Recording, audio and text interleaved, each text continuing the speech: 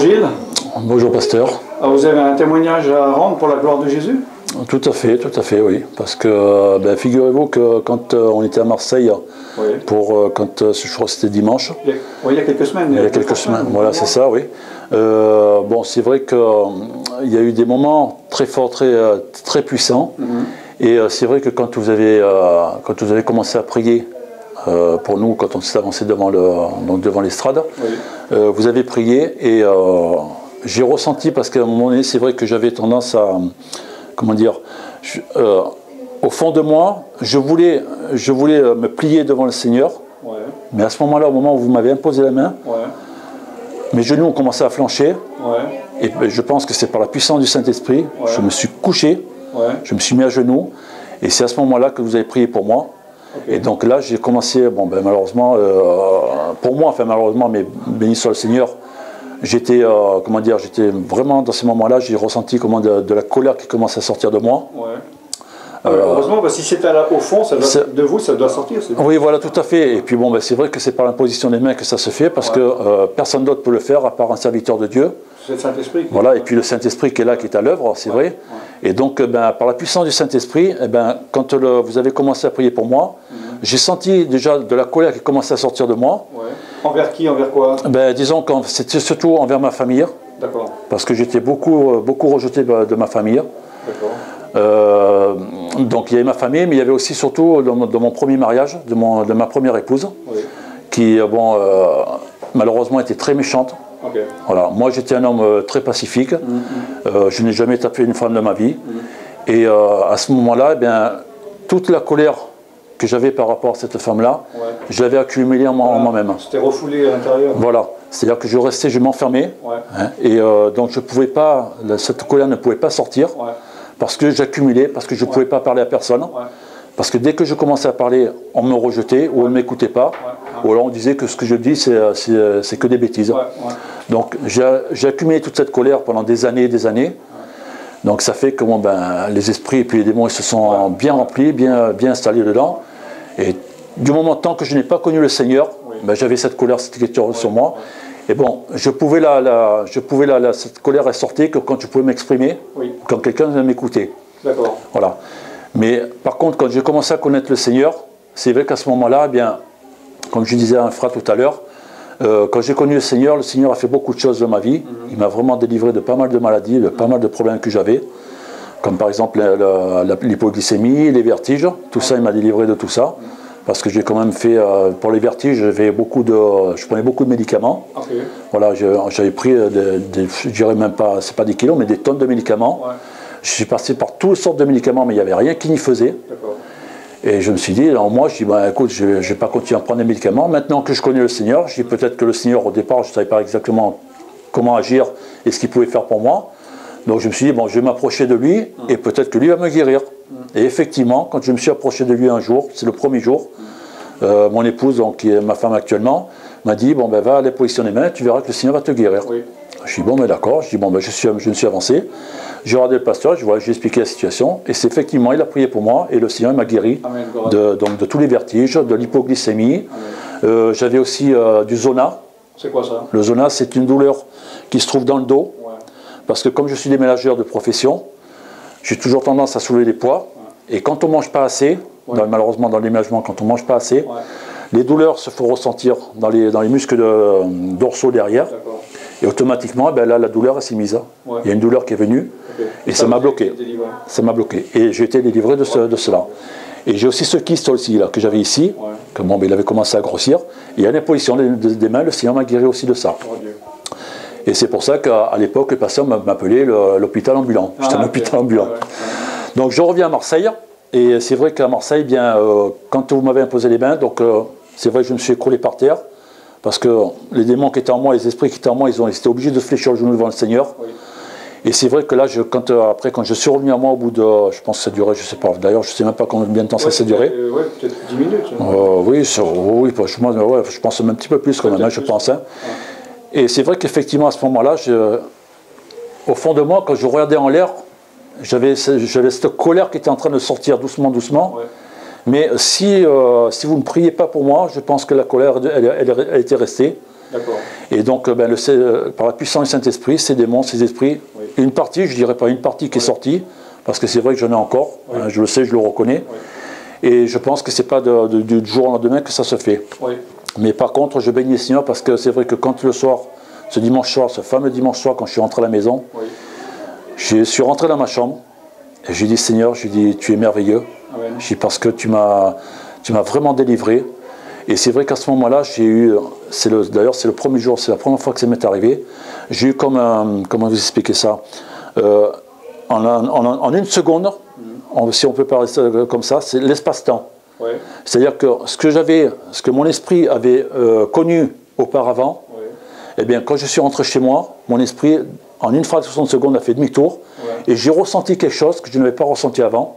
Je pense que c'était le début d'une délivrance. Et c'est vrai que ça m'a beaucoup apporté, parce que par rapport à vos livres, justement, parce qu'on en vient maintenant à vos livres, c'est vrai qu'avec ces livres-là, depuis qu'on confesse les versets, les paroles que vous avez mis dans ces livres, c'est vrai que le Seigneur l'agit dans nos vies. Et on l'a vu avec mon épouse, aussi bien dans notre vie à nous, que dans la vie de notre famille. Parce que je sais que moi, je reconnais que ma fille, donc qui est la fille de ma femme, pour moi, elle me considère comme son père, cette jeune fille était vraiment très coléreuse. Donc elle faisait un peu ce qu'elle voulait à la maison.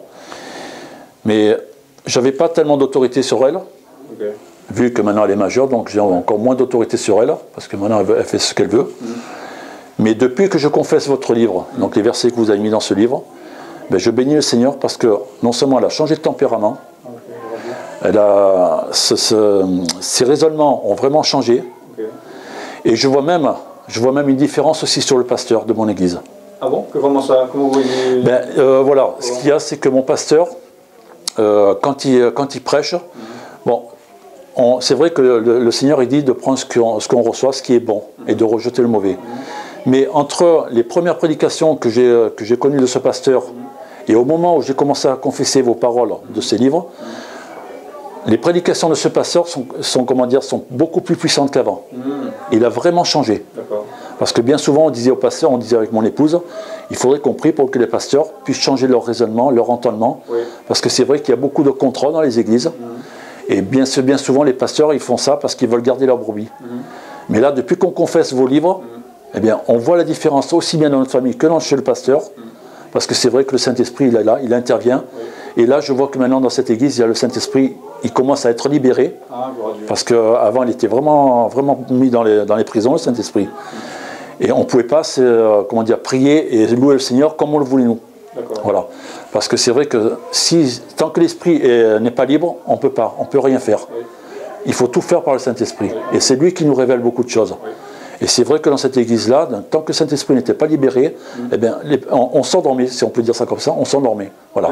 Mais depuis qu'on a commencé à confesser vos livres, c'est vrai que le Saint-Esprit est beaucoup plus libre, les pasteurs sont beaucoup plus évolués, le Saint-Esprit il a vraiment en action à ce moment-là. Et puis dans notre vie, je vous dis, je peux aussi parler vraiment de mon travail, parce que c'est vrai qu'avant le travail pour moi c'était primordial dans ma vie.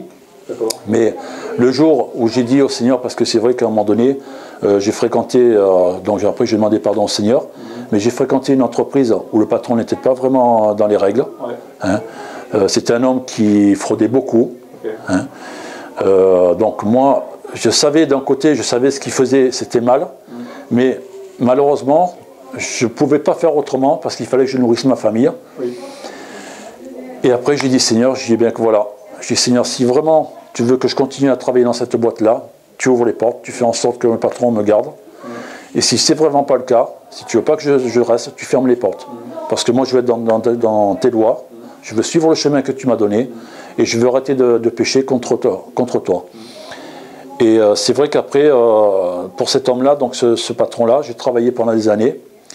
Donc j'ai travaillé pendant 3 ans avec lui, où là, il était un peu en règle, parce que j'étais déclaré. Donc il m'a réglé, il m'a déclaré correctement. Mais malheureusement, les fiches de paie n'étaient pas correctes. Donc quand j'ai su ça, au bout de 3 ans, donc cet homme-là m'a licencié. On ne sait pas pourquoi, je ne sais connais encore à l'heure actuelle, je ne connais pas la raison. Mais par contre, le jour où il y a eu l'anniversaire de mon épouse, j'ai dit Seigneur, je lui dis voilà, j'ai dit mon épouse, elle est triste, j'aime pas la voir comme ça, Seigneur. Je lui dis aide-moi, donne-moi une solution, il faut que je fasse quelque chose pour son anniversaire. Et je dis, ben écoute Seigneur, voilà, j'ai demandé à ce patron, donc je l'ai recontacté moi, le patron. Je dis, voilà Seigneur, je dis parce que j'avais besoin de travailler, mais surtout faire plaisir à mon épouse. Je dis, voilà, je travaille ces 2 jours-là, Seigneur. Et si après ces 2 jours-là, je vois que cet homme il n'a pas changé, j'arrête tout. Je te fais la promesse, je tiens la promesse devant toi, Seigneur, j'arrête tout. D'ailleurs, je crois que je vous avais appelé pour ce sujet-là. Voilà. Parce que c'est vrai, voilà. Parce que c'est vrai que j'avais dit au Seigneur, je dis voilà, pendant 2 jours, j'ai travaillé parce que je le voulais pour mon épouse. Mais par contre, je ne veux plus être dans le péché. Donc voilà, Seigneur, je dis, à ce moment-là, je vais arrêter. Et donc effectivement, quand après on s'est contacté, on s'est appelé au téléphone, je vous ai expliqué la situation. Et c'est vrai que vous m'avez conseillé de ne plus y retourner, parce que moi, personnellement, j'ai fait la promesse au Seigneur de ne plus retourner chez cet homme-là, parce que je sais qu'il était dans le péché. Parce que malheureusement, ça fait quand même 3 ans maintenant que ça dure, et qu'il n'est toujours pas déclaré, et les hommes non plus. Et donc je bénis le Seigneur, parce que c'est vrai que c'est une épreuve où on passe, mais le Seigneur est tout puissant. L'Esprit est là, il est vivifiant, il nous fortifie, il nous relève. Je bénis le Seigneur pour ça, parce que c'est vrai que maintenant, à partir de ce moment-là, j'ai vraiment ressenti en moi comment dire, la présence du Saint-Esprit qui me convainc de pécher, déjà premièrement, mais qui aussi m'amène à suivre le chemin que Dieu veut pour moi. Voilà. Donc je bénis le Seigneur pour ça, je bénis le Saint-Esprit aussi, parce que c'est vrai qu'il n'y a que par lui qu'on passe, et que c'est lui qui fait toutes choses dans notre vie. Et je le bénis encore plus le Seigneur, parce que c'est vrai que dans notre vie, dans la famille de ma famille, tout a changé. Je vois mes enfants qui commencent à se rapprocher doucement, les raisonnements commencent à tomber. Je vois aussi mes petits-enfants, quand on prie pour eux, ils sont guéris. Amen. Je bénis le Seigneur parce que c'est vrai que quand vous, dans vos paroles, dans ces livres, vous dites que les proclamations sont pour nous, mais on le fait aussi pour nos enfants, nous. Amen, amen. Moi et mon épouse, on le fait aussi pour nos enfants. Oui, parce que vous êtes une bénédiction pour les gens de votre famille. Voilà. C'est pour ça qu'il est dit, vous serez sauvés, vous et votre famille. Exactement. Vous avez votre famille. Moi et ma maison serviront l'Éternel. Oui. A le droit de partager les bénédictions que vous... Amen, amen. Tout à fait, c'est vrai, c'est vrai. Et on bénit le Seigneur parce que c'est vrai qu'on voit le Saint-Esprit qui est à l'œuvre à ce moment-là. Parce que je vous dis, quand mes petits-enfants venaient à la maison, souvent le Seigneur dit à mon épouse, voilà, je t'amène ceux qui sont cassés. Et quand on dit cassés, c'est-à-dire qu'on voit les petits-enfants, nos petits-enfants, ou même nos enfants, ou même des personnes qui malheureusement dans leur vie n'est pas bien. Et donc ben, le Saint-Esprit est là, le Seigneur est avec nous. Et comme il dit dans sa parole, je vous ai donné l'autorité sur les démons, sur les esprits, sur les scorpions, sur la spique. Donc vous imposerez vous imposerez les mains aux malades, les malades seront guéris. Amen. Vous chasserez les démons en mon nom. Et c'est vrai qu'effectivement, depuis que mon épouse et moi on le fait pour nos petits-enfants, eh bien on voit la puissance de Dieu, on voit l'Esprit de Dieu qui intervient, parce que nos petits-enfants sont guéris. Amen, amen. Ça fait mon petit-fils qui avait des boutons sur tout le corps. Comme je vous ai expliqué de tout à l'heure, on lui a fait l'onction d'huile. Il a été complètement guéri. Et je bénis le Seigneur pour ça. Mon petit-fils qui a 18 mois, il avait de l'herpès juste sous la lèvre ici, de la grosseur de mon ongle. Pareil, on a fait l'onction d'huile, on a prié. 2 jours après, le petit était délivré. Il était guéri.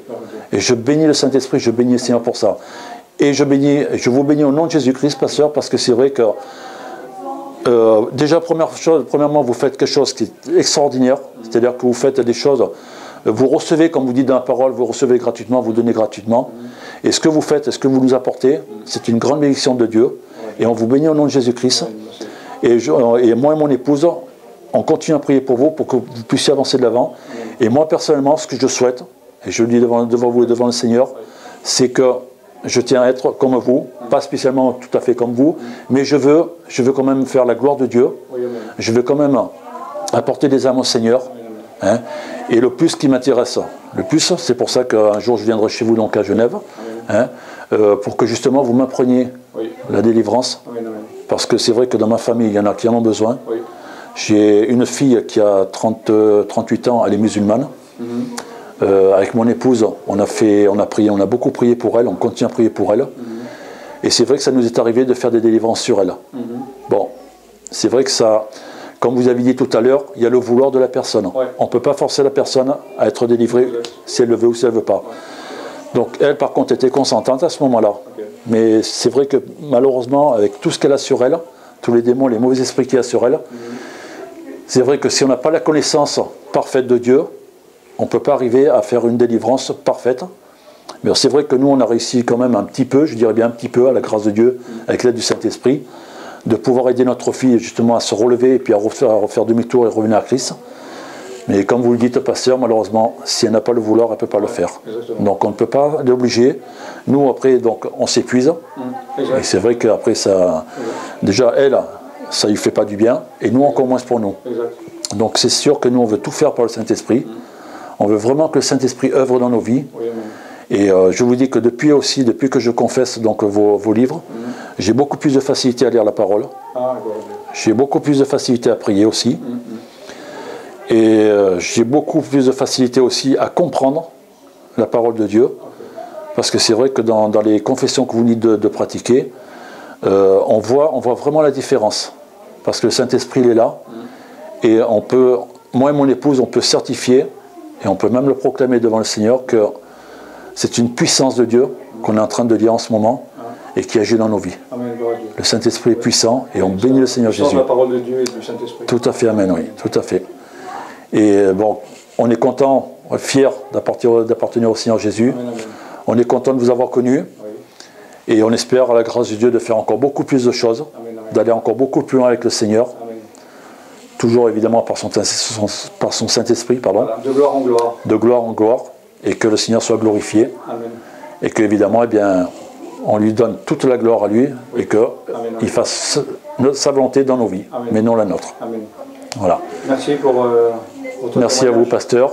Je suis enchanté, j'étais ravi, j'étais vraiment heureux et fier d'appartenir au Seigneur, d'avoir donné mon témoignage, oui. En espérant que ce témoignage puisse apporter des fruits dans la vie de d'autres personnes qui vont pouvoir le voir ou écouter ce témoignage. Parce que c'est vrai que quand on sert le Seigneur de corps, âme et esprit, et avec le Saint-Esprit, eh bien c'est vrai que c'est une grande puissance qui libère. Amen. Voilà. Et puis moi et mon épouse, on est fiers et on continue justement à prier pour ça. Et je vous dis, notre vœu à moi et mon épouse, c'est d'avancer avec le Seigneur. Amen. Et de pouvoir partir dans les nations, comme vous faites vous, pour apporter la bonne nouvelle et ramener des âmes au Seigneur. Amen. Parce que c'est vrai que quand vous dites tout à l'heure dans la parole, si les âmes n'ont pas la connaissance de Dieu, ils sont perdus. Oui. Donc nous, on veut apporter la connaissance, on veut apporter la bonne nouvelle, évidemment avec le Saint-Esprit, par l'aide du Saint-Esprit, et que vraiment des âmes se convertissent et qui viennent au Seigneur. Amen. Donc je vous bénis, pasteur, au nom de Jésus-Christ. Je bénis votre organisation, oui. Voilà, votre ministère. Oui. Et puis, eh bien, j'espère un jour être chez vous, venir chez vous, amen. Et que là, eh bien, on puisse continuer à faire un grand travail, amen. Et que vraiment tout ce qui est en moi, oui. Du moins ce qui reste en moi, oui. Puisse partir au nom de Jésus-Christ. Parce que mon vœu le plus cher, c'est de servir le Seigneur. Amen. Et bon, c'est vrai que je ne peux pas le servir complètement, sachant que ce qui est en moi, oui. Les choses qui sont encore en moi, les esprits, je dirais même les esprits qui sont en moi, ne peuvent pas glorifier le Seigneur parce que ce n'est pas possible. Donc voilà. Mais je sais que le Seigneur est tout-puissant et je sais que par son Saint-Esprit, eh bien, je vais être délivré. Amen. Et je bénis le Seigneur pour ça. Amen. Merci beaucoup. Soyez bénis. Merci, pasteur. Merci. Vous également.